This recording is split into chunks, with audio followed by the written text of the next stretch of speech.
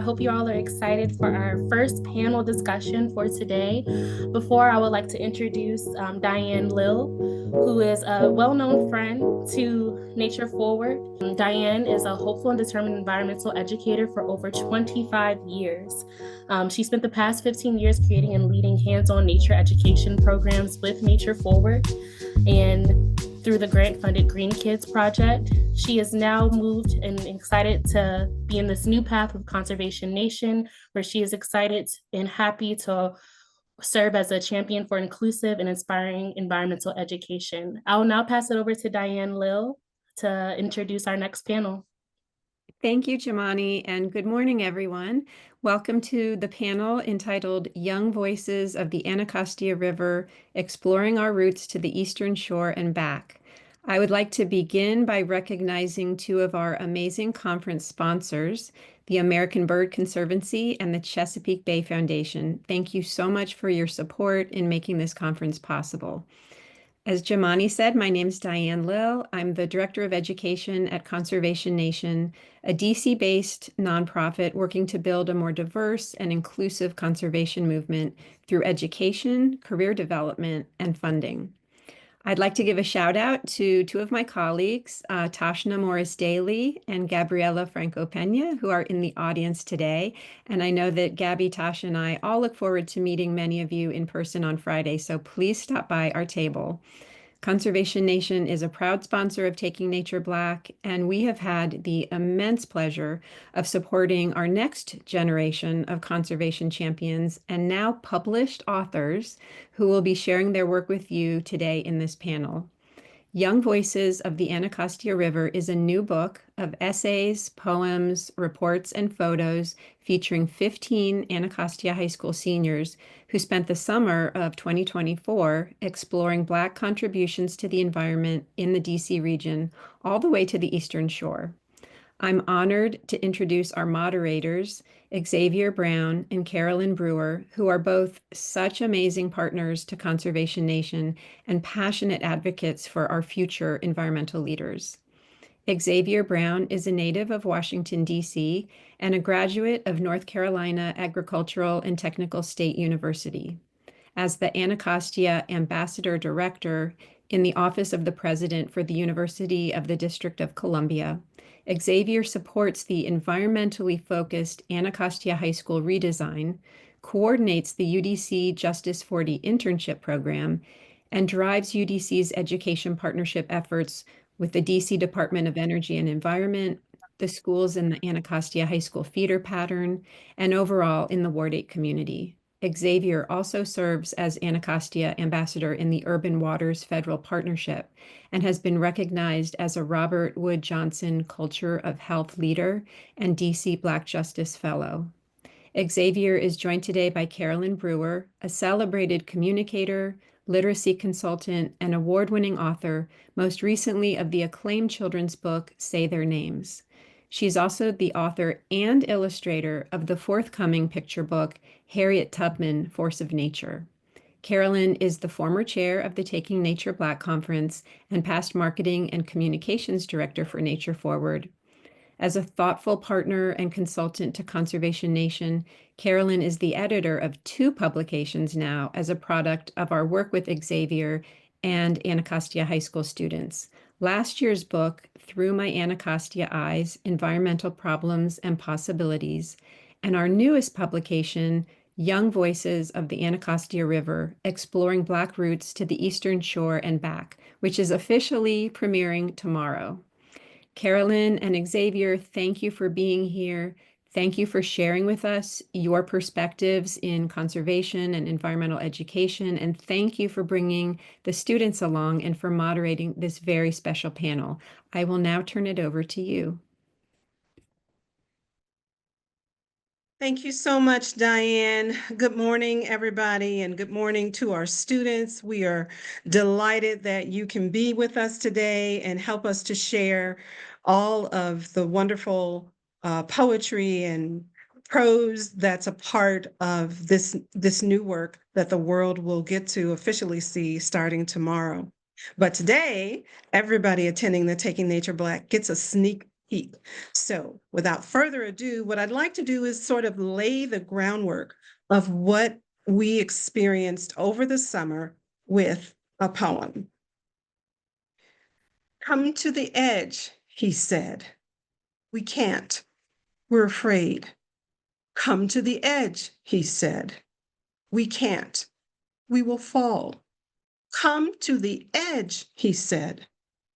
And so they came, and he pushed them, and they flew. This poem by French poet Guillaume Apollinaire is a remarkably precise description of our experience this past summer with Washington, D.C.'s Anacostia High School seniors. We pushed the 15 students enrolled in the internship to practice self-love and self-actualization as they journeyed through 6 weeks of literacy and nature exploration.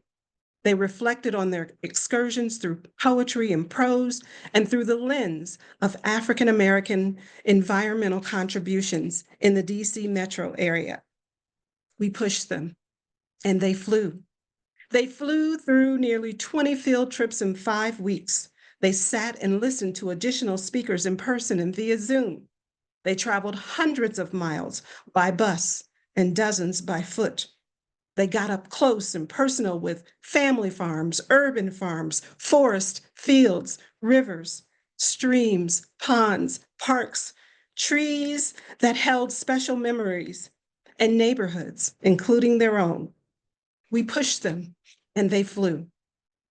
Conquering the intensity of 100-degree heat, resisting the howls of trail-weary feet, shouting back, "No, we're not tired yet." We pushed them, and they flew, playing every single day with words on the water, in the woods, on the trails, with old friends and new ones, with ideas they could chew on. We pushed them, and they flew.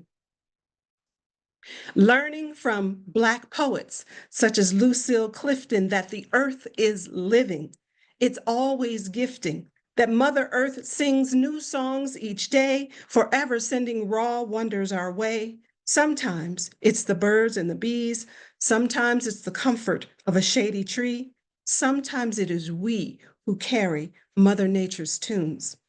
We pushed them, and they flew as they ate lavishly from our ancestors' and elders' tables. Frederick Douglass, Harriet Tubman, and Linda Harris have lived real lives, not fables.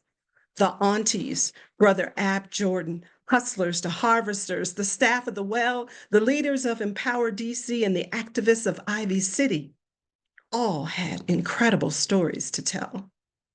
We pushed them, and they flew, willing to forgive and forge ahead, understanding that relationships are humanity's butter and bread. And yet we all know the journey has just begun, because the distance that they and we traveled in and out of the hot sun as thinkers, speakers, writers, creators, members of a collective is greater than we could imagine. This was a summer of becoming, of identifying who we are in positive ways, of acknowledging trials, tribulations, and triumphs in every phase. So yes, we, Xavier Brown, Diane Lill, Mr. Miner, our assistants, and every partner, we all pushed them, and they flew, because that's what our young people, regardless of circumstances and backgrounds, will always do when they know we care. Thank you. So we'd like to take a moment to share some of the photos of among hundreds that we took over the summer that give you just a little taste of what the students saw during those 20 field trips, and really it was about 5 weeks. And then we'll introduce the students, and they can share their poetry and their thoughts. All right.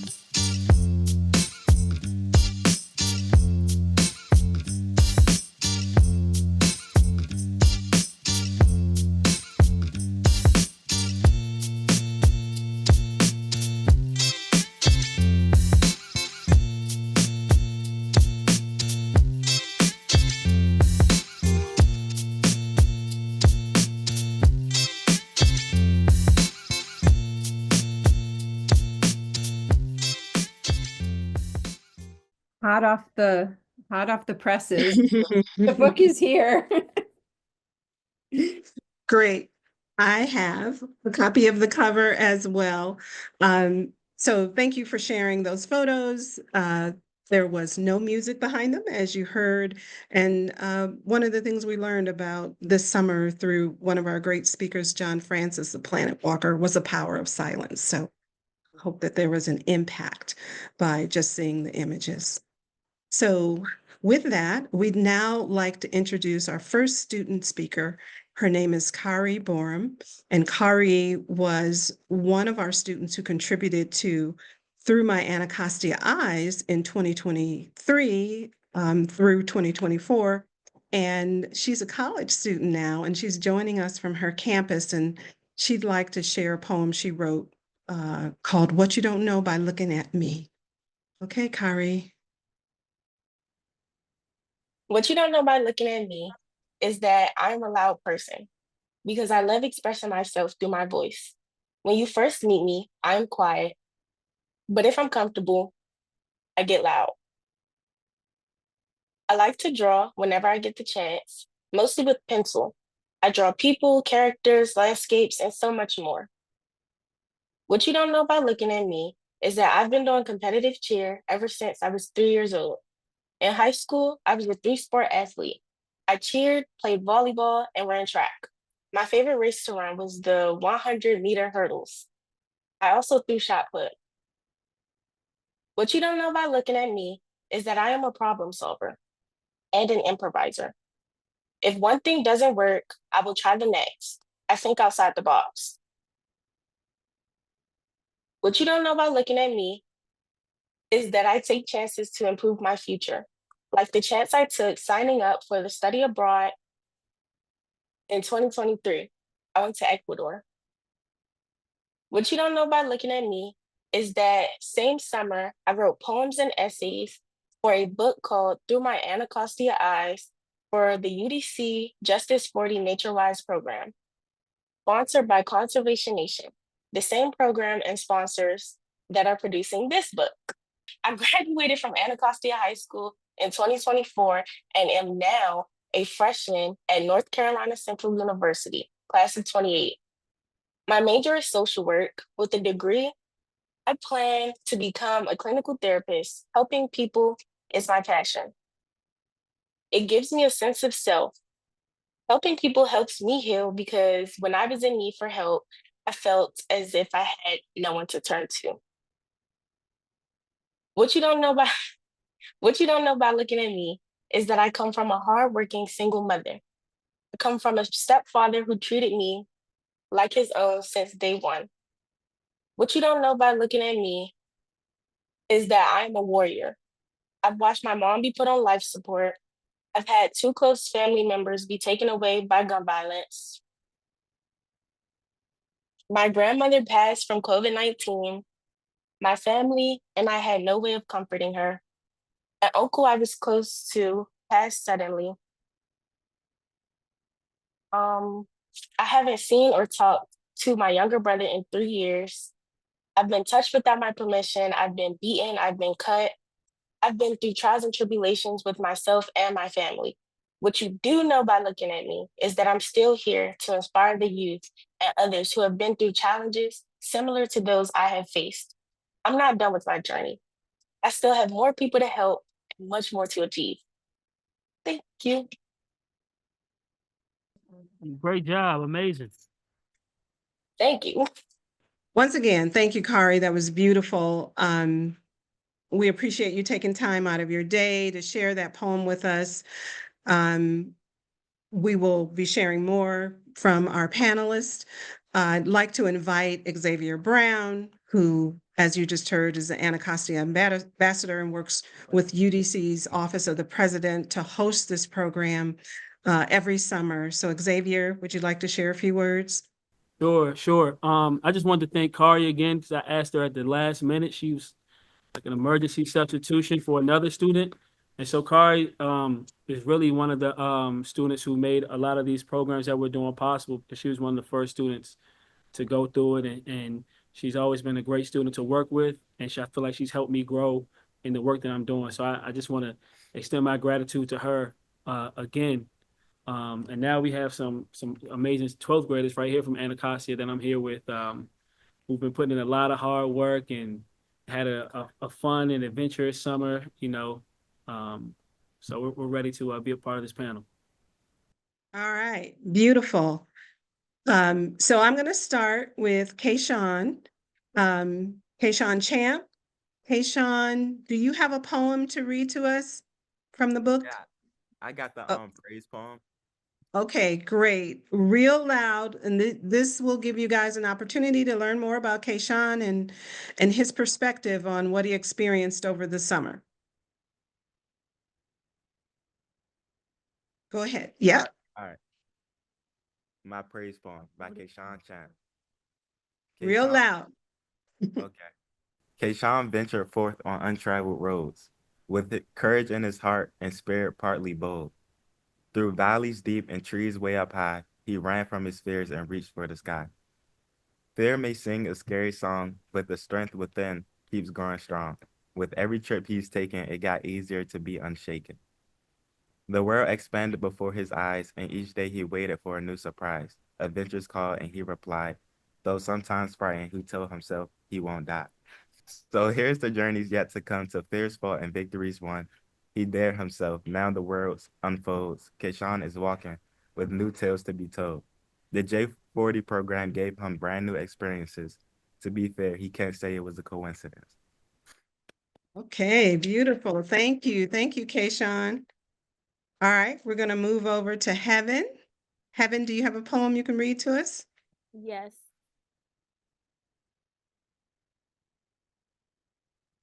A praise poem for Heaven Hammond. A heaven's world where words take flight, poems bloom like stars in the velvet night. With ink-stained fingers and a curious mind, she embarks on adventures of every kind. Through verdant forests and rushing waters, she explores the secrets that they keep in the great outdoors.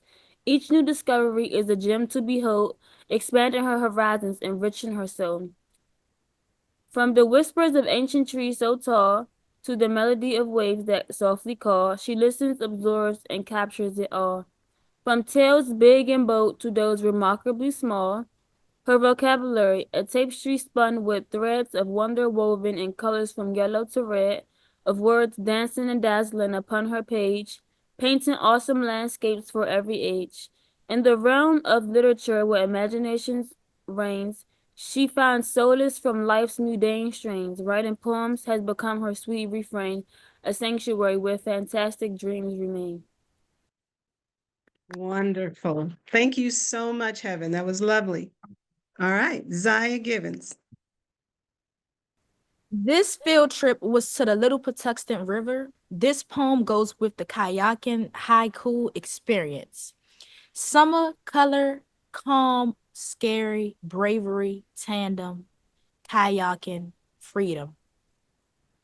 That's it. All right.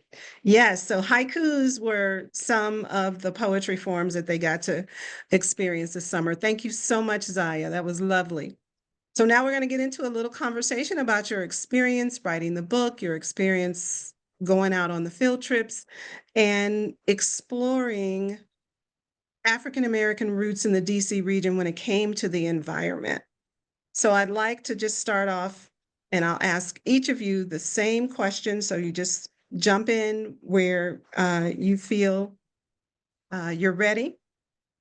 First, I'd like to ask, what were you expecting to encounter when you joined the internship at Anacostia this summer with UDC?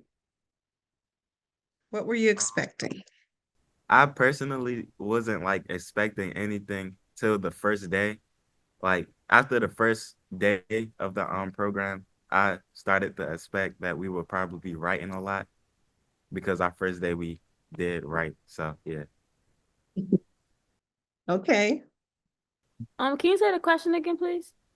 What were you expecting when you joined the program When I first last joined summer? when I joined the program, I was expecting us to be outside a lot because I mean it was dealing with nature. and environmental justice, but I didn't know that we'll be doing so much writing, but it paid off because our book is great. So Thank you. I paid her to say that. Thank you, Heaven. Zaya. I was expecting to encounter nature, such as like green space, dealing with trees and everything like that, and learning more about trees and things like that. Okay. Okay. So, what field trip started to change your mind about how you might grow over the summer?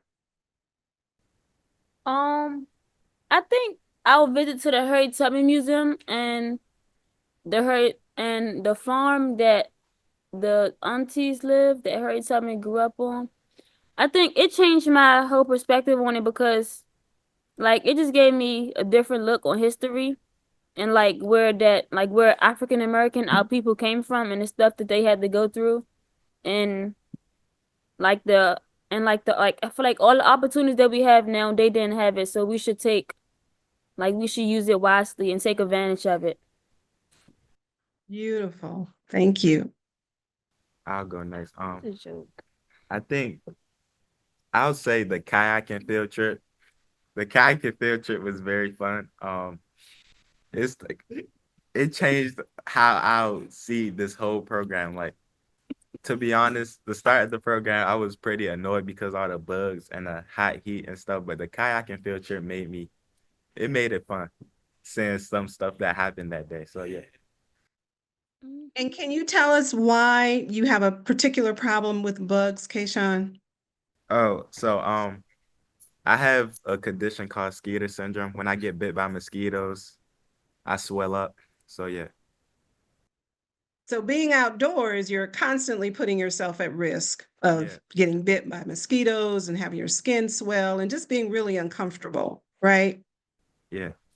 Yeah. So these three students went on almost all of the field trips. And so, we really appreciate Kayshawn for, just hanging in there and being willing to go out on each adventure, knowing that it could make him much more uncomfortable than typically someone might be. So thank you, Kayshawn. Zaya? My favorite trip was visiting the Eastern Shore. I chose Mhm. this trip as my favorite because it was land of the aunties and the heritages of my ancestors. And this experience was prominent to me as a Black African American teen. Beautiful. And so now I'd like to ask, why does learning about the environment matter to you? Why is it important? Why did, it become important to you over the summer? Because most of the places, if not all of them, the students had never visited. So all within the DC metro region and Baltimore, but most of these places they had never visited. So tell us why learning about the environment mattered to you.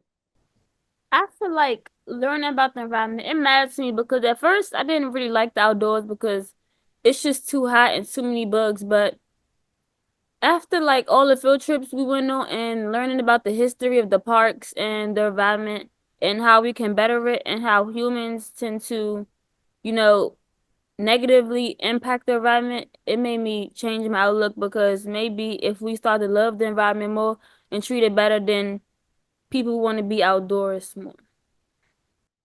Thank you. Wow. I think that is so true and profound. And so thank you for sharing that. Um, I agree about on what Heaven said. I think learning about how we're treating our environment right now is pretty good, especially because a lot of people now don't know how bad our environment is getting. So I also want to appreciate the internship that I'm in right now. This summer program that I was in helped me get into 16th Street Greens, and yeah, Mm. we're planting plants and stuff and then feeding them to people. So yeah. So you have taken your summer experiences and you've extended it into community service with urban gardening. Is that right? That's good. That's great. Thank you. Zaya, why did learning about the environment matter to you?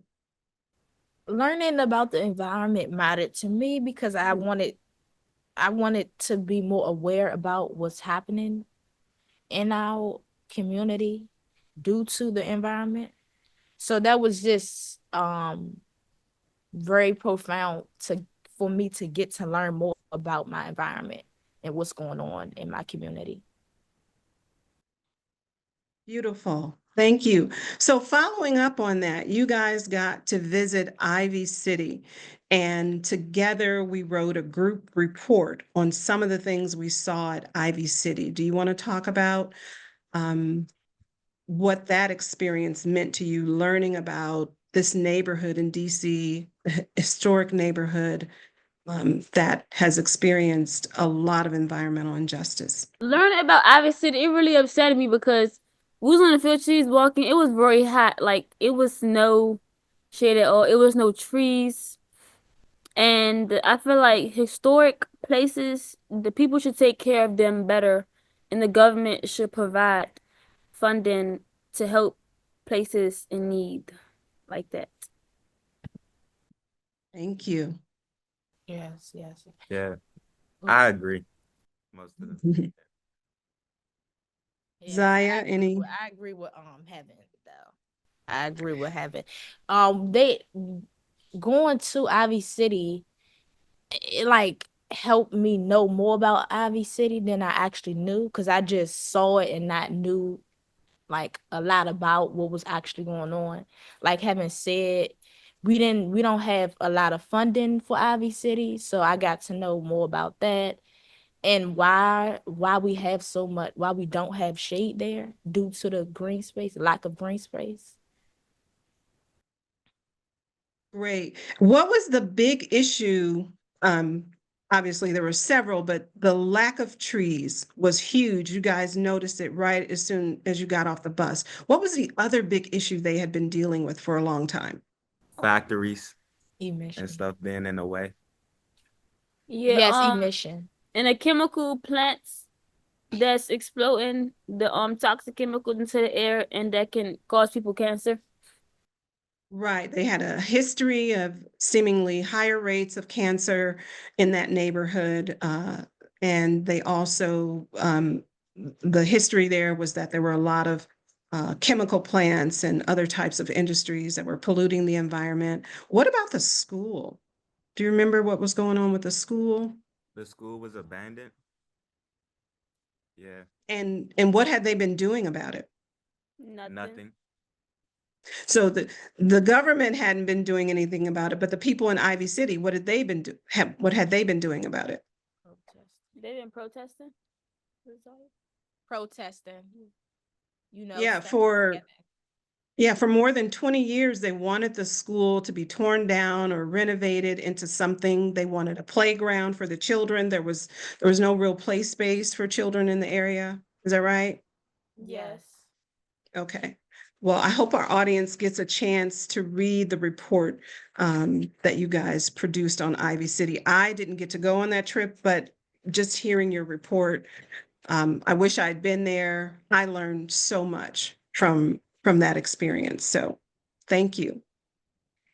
So I'd like to ask you about having the ability to write, to reflect on what you experienced over the summer. Why did that matter to you, and how did that matter to you? Writing about what I think and feel matters to me because I want to visualize my thoughts and understand what I am feeling. Beautiful. And so when you get to do that, what happens? You can see the bigger picture of things. Mm-hmm. Like things can start to resonate with you more, you know. Absolutely. Absolutely. Yes. Thank you.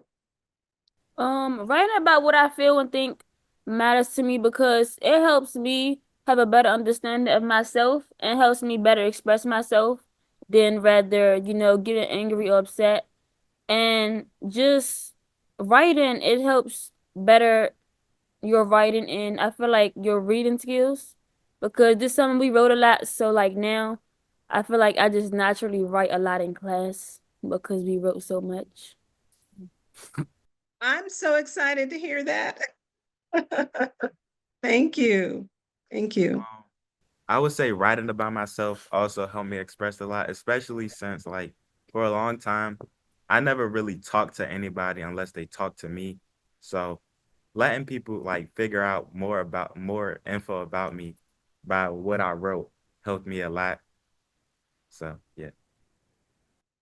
That's fabulous. Yeah, these are all powerful reasons to write, to connect with other human beings, to improve our level of communication, to reflect and understand and analyze the world. Thank you, guys. You could teach a college course on the power of writing with what you shared today. So I'm going to ask one more question, and then we've got people who are posting questions already. So we want to make sure we get to answer as many questions as possible. So, what was one big obstacle you had to overcome this summer? I feel like I had to overcome the nature part, being outside a lot. That was the biggest part for me because I wasn't a big nature person, but I feel like now that has changed a lot because knowing that it's not just nature, it's history behind nature. And this is our city where we live. We had grown up, so I feel like we should explore more and know more about our environment. I love that. Thank you. That's a great perspective on overcoming. Something I had to overcome, to be honest, bugs and heat. Surprisingly, I didn't really get bit by mosquitoes that past summer, which is good. I just really dealt with other bugs, but I'm glad I enjoyed the program. I'm glad like stayed through everything. Oh, thank you. We're glad you stayed through too. Zaya? The obstacles I overcame over the summer was being able to successfully go to all the field trips Okay. And why was that important to you? because I wanted to take in every part of this experience. Okay. Thank you. Yeah, that's important that you guys really made a commitment to the summer. It's one thing to sign up for something and get excited about it, but it's another thing to hang in there when, you had to deal with 100-degree heat on so many of these trips and get up early to go to places like Baltimore and the Eastern Shore. And then all the writing, intensive writing and rewriting. We really respect and appreciate you for putting forth that effort. So I am waiting to receive some other questions. So let me know. Okay. All right. Here's the question. And this is for Xavier. Will this program be happening again in the summer of 2025? And if so, how do students get involved? Let me Yeah, see. that's a good question. It will be going on in 2025, but it's really just for Anacostia students, Anacostia High School students at the moment. We because UDC has a partnership with Anacostia High School, we haven't really expanded our programs beyond the borders of Anacostia High School. Even though the internship that Zaya and Kayshawn are currently in, we have one young lady from Friendship Tech Prep. We're still trying to figure out how we can recruit students from other schools. Okay, thank you. And I can say on the part of NatureWise, which is the part I led, I'm the founder and creator of NatureWise, which blends literacy and the environment. It's a year-round program, so it's a training for students, a training for teachers, a professional development training for teachers, and it's a student engagement program for students. And normally throughout the year, we don't get to go so deep as to publish a book. That takes a lot more work and a lot more time. But if organizations and schools are interested, please reach out to us and let us know. All right, so let's see. Another question. What are some ways, love this question, we can support this very special initiative with students? So Diane, do you want to answer that? Are you with us? I'll say, okay, go ahead. Did you hear the question? Yes. How can we support this initiative? So I did send to Gina the link to the book, which is now live on our Conservation Nation website. And we work a lot with Carolyn to, provide these kind of opportunities to students and also to teachers through teacher trainings. So if you have any interest in supporting more of this, please reach out to me through Conservation Nation website, or my email is diane@conservationnation.org. We will be at the in-person conference. We'll have a table there. But we're a young organization and we are trying to do more and more of this to support our young people, especially here in DC. So thank you for that question. Yes, thank you so much. Yeah, just let us know. We can always use volunteers for some of the projects as well. Let's see. Do we have another question? Let's see. Okay, so I think this is for the students. After experiencing this internship, how would you all encourage your peers to take more of an interest in their city and in the environment around them? I think I would encourage them to take more interest in the city around them because they could learn more about its history and where our city really come from and the beginning of it, because I feel like most young people don't really know the history behind their city or don't really care to learn it. But I feel like once you get into it, it will give you a connection to it because I feel like our ancestors came from here. So I feel like it's really exciting, interesting to learn about. Beautiful, thank you. Zaya, Kayshawn? I would like to add on to what Heaven said. I would want to introduce this to my peers because it is like it's an experience that you would not be interested. I mean, like you probably would not think of it as being a profound experience until you actually experience it. But I Mhm. would tell them that just go through with it because you never know. You might be interested in nature, you might be interested in helping nature. So I would just tell them to proceed with what they feel is right for them. Beautiful, thank you. Kayshawn? Um, to be honest, I would try to get somebody like my peers to join a program very similar to this because I believe if I did it, I think anybody could do it because bugs and heat. So yeah, I think they'll enjoy it and learn more about the nature and yeah. Yeah. Okay, great. Yeah, so it'll dispel maybe some of the negative ideas they have about what being in nature is like. And just know plenty of adults have those ideas too. So you guys have done more than a lot of other adults have done. So, all right, thank you. Let's see. So the next question is, who would be the contact if we want to invite 2025 students to a site where we work? I think Xavier would be the key contact on that, and we'll make sure you have his contact information. Um, and obviously, let us know what you would like the students to do while they're there. Um, and that'll be helpful in determining, how he could get them to visit your site. Okay. Next question. For the students, have any of you considered careers to protect the environment? You're graduating high school, you're going to be going to college. What do you think? You wanna go first? Yeah, I'll go first. Um, Not really. I haven't really considered any careers.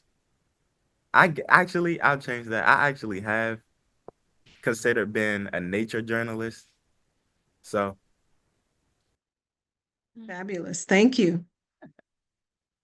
Um, I have since like the ninth grade, I always wanted to be a firefighter because firefighters they help protect the community and the environment, and yeah, that's something that I would like to do. I like to help other people and make the places around me into better shape. Beautiful. Thank you.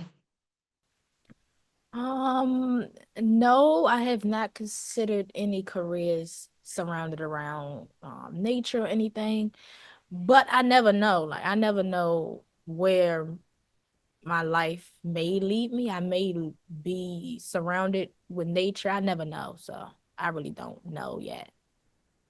Okay, it's still early yet. Many of us are doing things now that we were not even thinking about when we were seniors in high school. And I also want to make clear to our audience that this was not a career program. This was a program about understanding our oneness with nature. And so what we have found through the program is that the students, as you can hear and see, are much more aware of the environment, much more aware of roles that they can play in protecting it. And whether we have a career that's specific to an environmental issue or or profession, having people be more aware of the challenges that we face in the environment is extremely important. And also the history, as they talked about, that had a real profound effect on them. Learning about African American contributions to the environment. We met quite a few local actors. You heard that we went to the well, we went to Oxen Run Park, we met Brother Ab Jordan, who has been a 20-year activist at Oxen Run Park. So these students are going to be citizens of the world. And so what they have learned over the course of the summer, they're going to take with them for the rest of their lives. And that's really important because we know we need advocates for all of the issues that we're facing. Thank you. So another question for the students. How do you share your experiences with your peers and your families? Over the summer, did you talk about some of the trips that you went on and what you learned? Are you still talking about, what you've been learning and what you've been able to share? Yes, I still talk about it with my family, and over the summer I did. The other day in class, our internship came up when they was talking about Harriet Tubman, and I shared that we visited the museum over the summertime in my internship, and we learned about the store that she was in when I think the slave master threw something at her head and she caught epilepsy. Then I learned about the farm, and I talked about that stuff. And we had crossed the field where she had led other slaves to freedom. And yeah. Thank you. I just want to say Heaven is speaking about Mount Pleasant Acres Farm uh, on the eastern shore of Maryland. She met two Black women who are called the Aunties. They now own that farm. They are farming on that farm.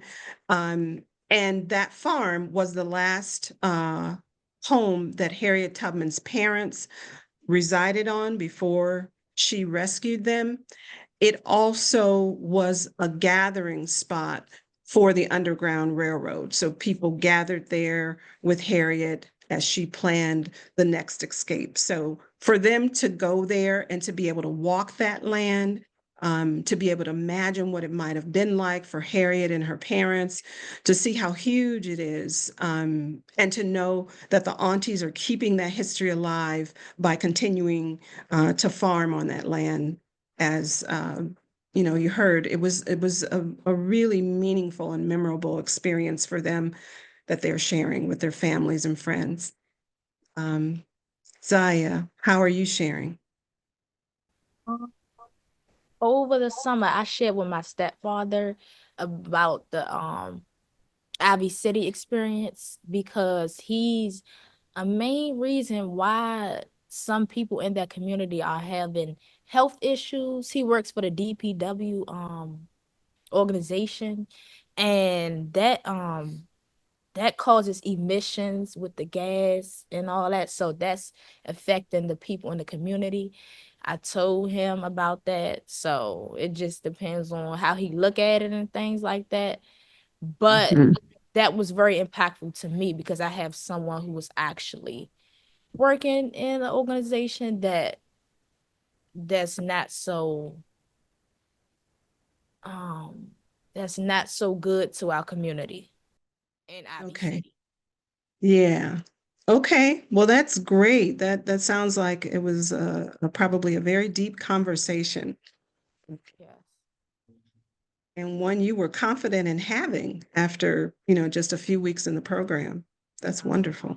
All right, Kayshawn. Um, Two field trips I still talk about to this day is the kayaking field trip. I won't get into that a lot though, but the one I really talk about is the Eastern Shore field trip with the aunties. It just amazed me how two seniors can keep up that line for such a long time. And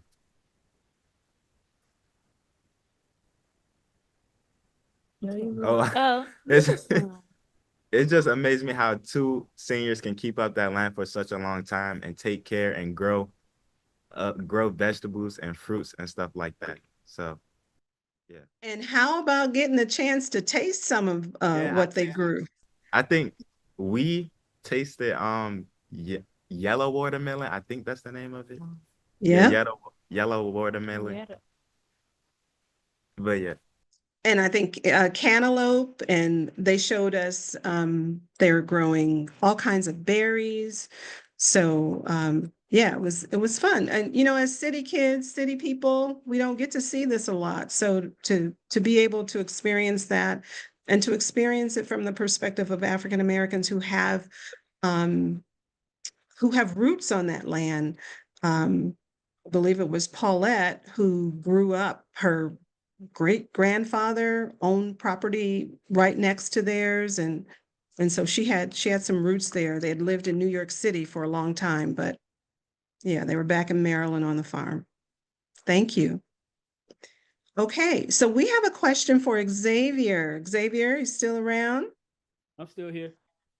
Okay, so someone has asked, can you speak to your connection with the students? What has working with them meant to you and your work?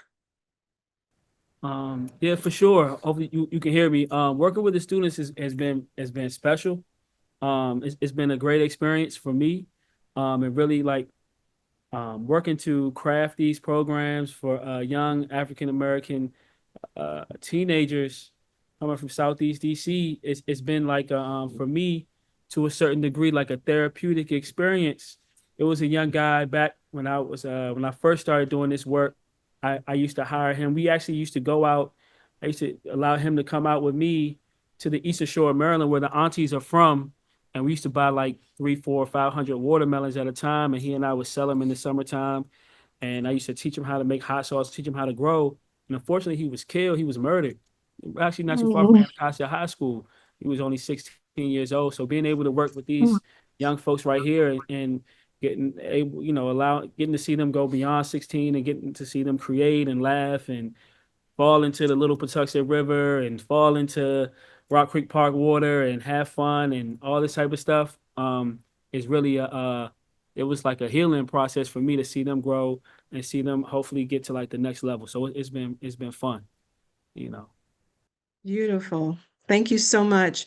Um, I'd like to add that I've been doing this work for 20 years with students of a variety of ages, and I am always inspired. Every year, every student, we see them grow and develop.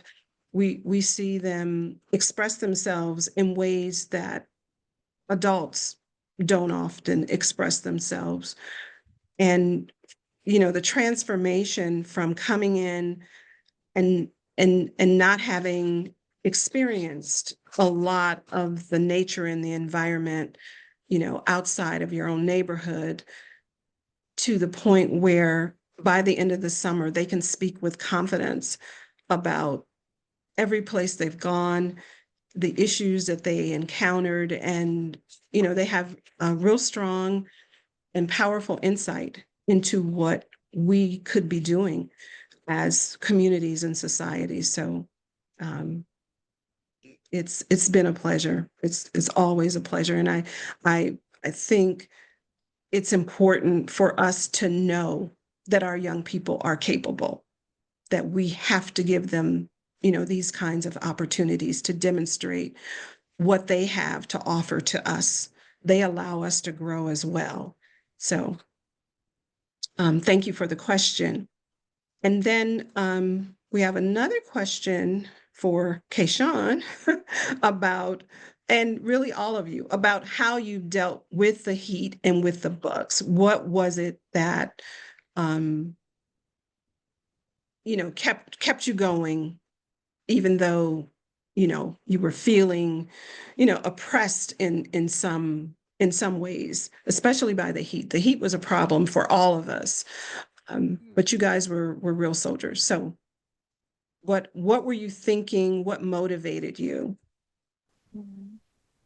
What motivated me through the heat? Yeah. I wouldn't really say anything really motivated me. I just went through it. I just dealt with it. Like I'm already there, so just deal with it. So yeah. Okay, you persevered. That's great. Heaven, Zaya? And this is going to be our last question, we've been told. I feel like as you were going through it, I feel like learning about the history inspired me to want to stay and learn more, not just complain about the bugs and the heat, because of course we're in nature, it's going to be bugs and heat. That's what nature is all about. It's the beauty of it. But once you get deeper into it, I feel like all that stuff, you will put it to the side and actually take the time to understand the deeper meaning behind it and why you're actually there doing it. Wonderful. Thank you. Zaya? I didn't really worry about the bugs and anything, the heat and all that, because I know that's a part of nature. That's a part of us. Nature is a part of us. So that's just something in life that we have to deal with. But like Heaven said, once you like experience the history of everything, then you can start to understand it a little bit better.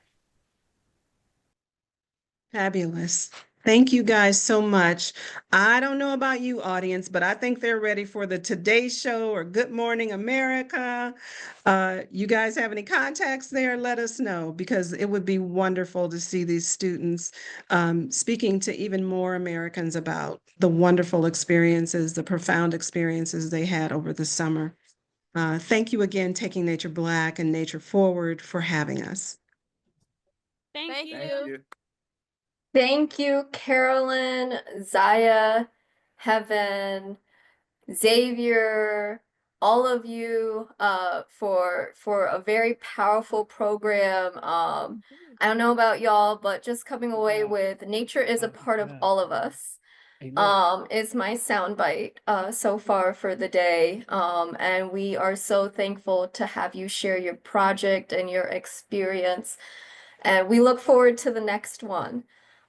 So we are about to go on break and come back at 11:55 for a fireside chat with Washington Interfaith Network and Interfaith Power and Light about the role of faith communities in our environmental justice movement.